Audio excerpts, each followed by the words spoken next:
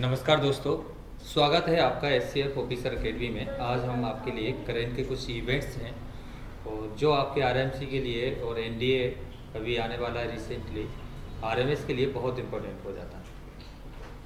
हम इसी के बारे में कुछ चर्चा करेंगे और पढ़ेंगे कि क्या क्या इम्पोर्टेंट है। देखिए, करेंट तो बहुत कुछ रोज़ का जनरेट हो जाता है, लेकिन हम उन्हीं टॉपिक पे बात करना चाहेंगे जो आपके पेपर के लिहाज से या एग्ज़ाम के सिलेबस को अकॉर्डिंग जो ध्यान में रखा जाएगा उसी को हम लेके चलते हैं। तो सबसे पहले मैं क्लास को आगे बढ़ाता हूँ। क्लास में सबसे पहले मैं बात करता हूँ, India beat the Indonesia 16-0 in Asia cup 2022 hockey tournament. तो इंडोनेशिया को देखिए, इंडिया बीट्स इंडोनेशिया, इंडिया ने इंडोनेशिया को हराते हुए हॉकी टूर्नामेंट एशिया कप का 2022 का अपने नाम कर लिया है। और ये फाइनल क्वार्टर रिकॉर्ड 16-0, यानी कि आप ये देखिए कितनी बुरी तरीके से इंडोनेशिया को हराया है हमने हॉकी में। यानी कि जो हमारी हॉकी टीम है ये काफ़ी मैच्योर हो गई है और बहुत अच्छा परफॉर्मेंस कर रही है। इसके बारे में थोड़ा सा और भी बातचीत करेंगे। देखिए यहाँ पर India match team the slammed 6 goals to the final quarter of the record 16-0 win over the Indonesia in the thrilling pull-out game of the India Asia Cup 2022 to qualify the Super 4 stage of the Asia Cup। इसको जीत लिया है। और ये जो हुआ था, India joint Japan, Malaysia, south Korea in the super 4 round of the Asia cup में रही है। और ये जो टीम है हमारी इस समय बहुत ज़्यादा ये कह सकते हैं बहुत अच्छे परफॉर्मेंस में चल रही है। Both the India and Pakistan finish on 4 points each in pool behind the Japan, but the holder qualified for the Super 4 on the basis of better goal differences। देखिए, मैं यहाँ पे बात करता हूँ कि इंडिया ने जो ये कप अपने नाम किया है वो एशिया कप है और बहुत अच्छे तरीके से इसमें इंडोनेशिया को बीट किया। चलिए हम दूसरी न्यूज़ की तरफ चलते हैं, करेंट इवेंट्स की तरफ चलते हैं। चलिए बेटा, यहाँ पे देखते हैं, India novel tomb of sand win the international Booker prize. ये क्या होता है बेटा, पहले ये समझ लीजिए कि बुकर प्राइज जो होता है वो इंटरनेशनल लेवल पर इंग्लिश साहित्य में दिए जाने वाला सबसे बड़ा अवार्ड होता है। तो इंग्लिश लिटरेचर के लिए अगर बात की जाए तो बुकर प्राइज सबसे बड़ा होता है और ये इंग्लैंड के द्वारा या ब्रिटेन के द्वारा दिया जाता है। इस बार का जो राइटर है, Indian writer Geetanjali Shree and American translator Daisy Rockwell won the international Booker prize for tomb of sand. ये गीतांजलि ने ये बुक को लिखा है, हिंदी में लिखा था, लेकिन इसको ट्रांसलेटर किसने किया है? अमेरिकन ट्रांसलेटर डेजी रॉकवेल ने। और इसकी वजह से ये जो बुक है टॉम ऑफ सैंड, देखिए यहाँ पे ध्यान दीजिए, इसका जो टाइटल है वो है टॉम ऑफ सैंड। इसने इस साल का नोबेल प्राइज बुकर प्राइज जीत लिया है। इसमें 50,000 पाउंड मिलते हैं, लगभग हमारे इंडियन रुपए की बात की जाए तो 50 लाख रुपए हो जाता है। ठीक है, तो ये आपको ध्यान रखना है। इस साल का किसको मिला? देखिए 50,000 पाउंड।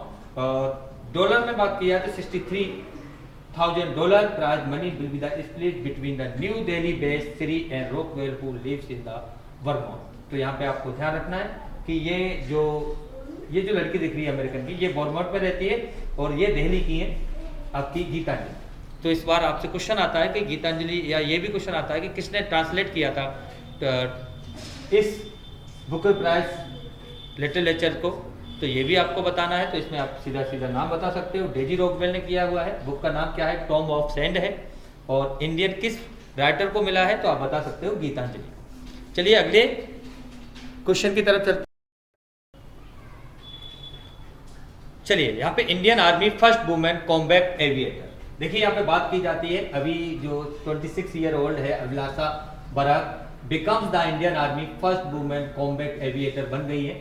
और ये हरियाणा से बिलोंग करती है। Captain Abhilasha Barak has become the first women officer to join the army aviation corps as the combat aviator after successfully completing her training.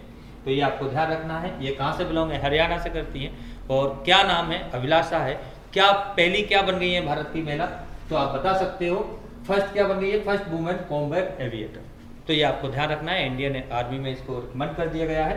तो ये थोड़ा सा इंपॉर्टेंट था जो मैंने आपको पढ़ा दिया, ठीक है। और इसके बारे में वैसे और भी बहुत सारी चीज़ें कि कहाँ से इन्हें स्कूलिंग की है, क्या किया है, तो ये मैं आपको एक नई सीरीज लेके आने वाला हूँ जिसका नाम होगा यूथ ऑफ आइकन। तो उसमें मैं इनके बारे में चर्चा जरूर करूँगा, लेकिन अभी मेरे जो इम्पोर्टेंट है करंट के लिए वो मैंने आपको पढ़ा दिया है। चलिए अगले क्वेश्चन की तरफ रुख करते हैं।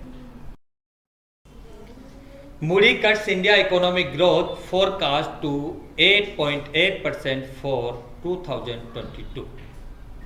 मूडी एक रिपोर्ट जारी करने वाली संस्था है। ये हर साल सभी देशों की रिपोर्ट जारी करती है और ये बताती है कि इस साल इस देश की जो इकोनॉमी है वो कितना ग्रोथ करने वाली है। तो मूडी की इस साल की जो रिपोर्ट आई है जिसमें ये बताया गया है कि इंडिया की 2020 में या 2022 में 8.8 ग्रोथ रेट रहने वाली है।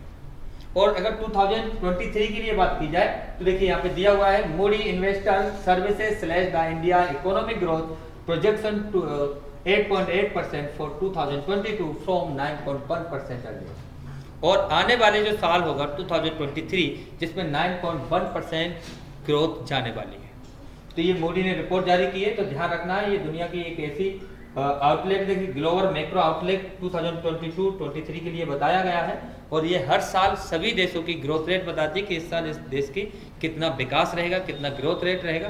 तो ये हर साल जारी करती है। तो यहाँ पर मूडी एक संस्था है, तो आपसे क्वेश्चन ये पूछा जा सकता है कि बताइए ऐसी कौन सी संस्था है ये ग्रोथ रेट जारी करती है हर देश की या इकोनॉमिक ग्रोथ बताती है। तो आप बता सकते हो मूडी है।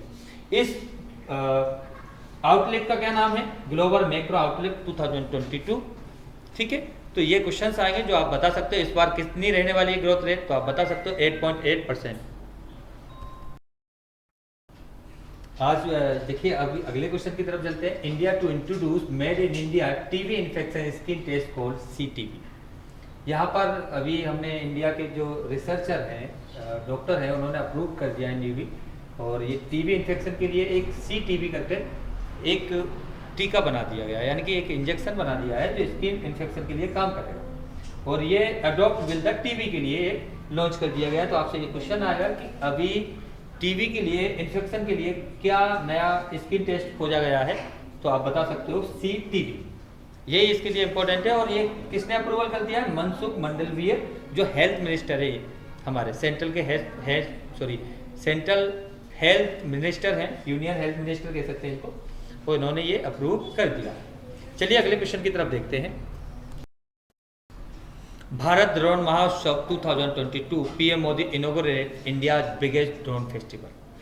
और इसको जो लॉन्च किया है 27 से 28 मई 2022 को लॉन्च किया है, जिसमें कृषि से जुड़े हुए ड्रोन का इस्तेमाल को लेके पीएम ने काफ़ी पहल की हुई है, जिससे कृषि उपकरण में हम जैसे स्प्रे वगैरह करना हो, ड्रोन से रखवाली मतलब उसका निरीक्षण करना हो फसल का, इन सब के लिए ड्रोन महोत्सव बनाया गया है। भारत ड्रोन महोत्सव 27 से 28 मई 2022। तो यहाँ पे दिया भी है, देखिए Kisan drone pilot as well as witness open air drone demonstration. तो ये अभी उत्सव हुआ है। ये क्वेश्चन यही आया कि भारत ड्रोन महोत्सव कब मनाया गया? तो 27 से 28 मई 2022। अगले क्वेश्चन की तरफ चलते हैं। यहाँ पे देखते हैं GRAC launch the Indian navy survey whistles INS निर्देशक। तो the second of the 4 survey whistles है, लार्ज है और projection in the build of the garden research ship builders and engineer. GRAC, G for garden, R for reach और S for ship builders and engineers से launch कर दिया गया है। और ये भारत की ताकत में गिनती कीजिए और ग्लोजियर सर्विस इन दिसंबर 2014 से दे रहा था। 32 ईयर्स आफ्टर 32 ऐसे डिकमीशन है, तो इसके बारे में ये चर्चा की गई है। और ये ध्यान रखना है ये कहाँ पर किया गया launch? At the Kattupalli Chennai. तो ये प्लेसेस भी ध्यान रखना है और INS निर्देशक इसका नाम है। चलिए अगली की तरफ चलते हैं हम, अगले क्वेश्चन की तरफ। Narendra Batra resign as president of the Indian Olympic association. Narendra Batra has the resign from the position as president of Indian Olympic association IOA. He indicated that will be not run for president of the IOA again. तो ये इनको पहले इनका जो बनाया गया था IOA का यानी कि इंडियन ओलंपिक एसोसिएशन का प्रेसिडेंट बनाया गया था, इन्होंने अभी रिजाइन कर दिया है और नई अभी अलॉट नहीं हुए हैं। 2017 में इनको वोटिंग करके चुना गया था और ये इंडियन फीफा जो वर्ल्ड कप है या Indian federation of FIFA world cup कह सकते हैं, उसके भी प्रेसिडेंट थे। तो इस तरीके से इनको अभी रिजाइन दे दिया गया है इन्होंने। तो देखते हैं अगले कौन से बनेंगे। तो आपको ये क्वेश्चन याद रखना है कि अभी हाल ही में इंडियन ओलंपिक एसोसिएशन के जो प्रेसिडेंट हैं जिन्होंने रिजाइन दिया उनका नाम क्या है? तो आप बता सकते हो नरेंद्र बत्रा। ठीक है, चलिए अगले क्वेश्चन की तरफ चलते हैं और मैं आपको बता देता हूँ हमारी आज की जो करंट इवेंट्स की जो क्लासेस थी वो कंप्लीट हो गई है। बेटा RIMC के लिए बहुत इंपॉर्टेंट है, very very very important classes है मेरी। तो आप रेगुलर करंट के इवेंट्स को देखते रहें, सुनते रहें और समझते रहें। और इसके अलावा आपका एक थोड़ी सी ड्यूटी और भी बन जाती है, लाइक करें, शेयर करें, बेल आइकन को घंटी जरूर दबाएं और हो सके जितना बेटर हो सकता है उसको जरूर देखें। और तब तक के लिए शुभकामनाएं। हमारा इवेंट चल रहा है AMW ऐप में, आपको रेगुलर मैथ की क्लास मिलेगी और TTS रीजनिंग की रेगुलर क्लास मिलेगी और मेरी GK की क्लास आपको रेगुलर रहेगी। 7 दिन मिलता है, 7 दिन ही मैं आपको रेगुलर क्लास देता रहूँगा। तो इस तरीके से RIMC और RMS के लिए स्पेशल क्लासेस चल रही हैं हमारी, तो थोड़ा सा बच्चे लाभ उठाएं और क्लासेस लें। धन्यवाद।